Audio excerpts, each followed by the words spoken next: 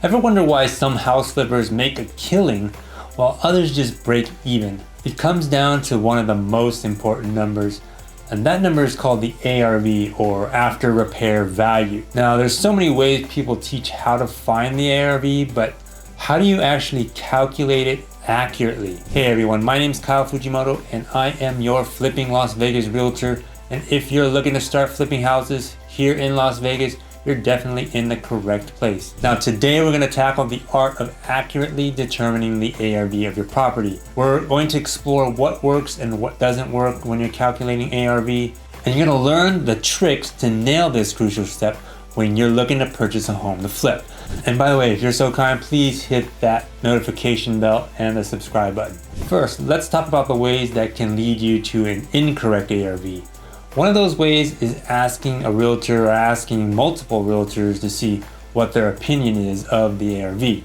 Now, while some realtors are very good at analyzing the ARV, others are they're analyzing their own commission. They don't care if you're making a profit or if you're not making a profit on the flip. In fact, I remember this one time I met this new flipper. He interviewed a couple realtors, including myself. I ended up giving him my opinion of the ARV of his flip at the time. However, he ultimately decided to hire a different realtor who gave him an ARV that was much higher in order to get the listing. A couple months went by, the property never sold, and he wanted my client to lower the price, basically down to what my ARV was. And he didn't like that because he basically pulled that bait and switch, So he fired the realtor and hired myself. We got that house sold at the correct ARV. In this case, hiring the wrong realtor ended up costing him about 2 months of holding costs. Another mistake I see flippers make is using the highest sale in the neighborhood as their ARV. Now, while that's absolutely possible that you can hit that ARV, when you're analyzing a property, you should never analyze it based on the highest sale of the neighborhood, because if you had to sell it for less, then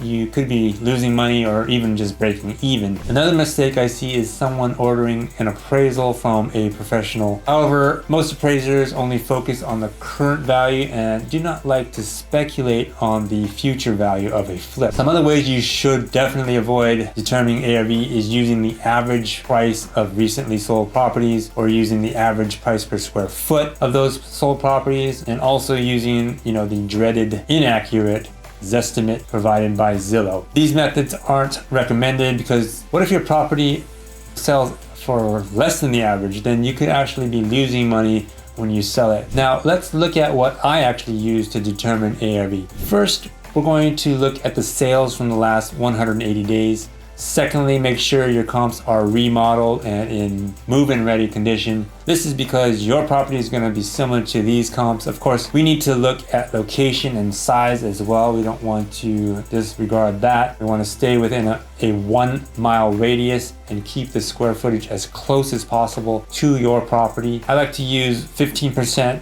plus or minus from your subject property's square footage. So if your property is 2,000 square feet, then you would want to use comps that are between 1,700 and 2,300 square feet. We also want to make sure we're looking at similar designs. 2 bedrooms aren't the same as 4 bedrooms. 1 stories aren't the same as 2 stories. And we want to use a minimum of 3 comparable sales, preferably 5. We do not want to look at comps on the other side of a major highway or major street. Now, you're going to want to use the MLS to find these comps. So get with a realtor and have them send you all the sales that check all the boxes that we just went over. Do your homework, look at all the details, check out the pictures, make sure to compare similar properties, and then that way we can determine the best one that matches ours to determine our ARV. So just to recap, stay away from the less reliable methods that I spoke about and stick to the proven strategies that successful flippers follow. Accurate ARVs come from detailed, recent, and relevant comparisons. If you have any more questions about how to get started on flipping a house or determining an ARV, maybe you're having trouble with a property you're analyzing, feel free to reach out to me. My contact information is in the description below. Thank you very much. Hope this video is helpful and good luck on your flipping journey.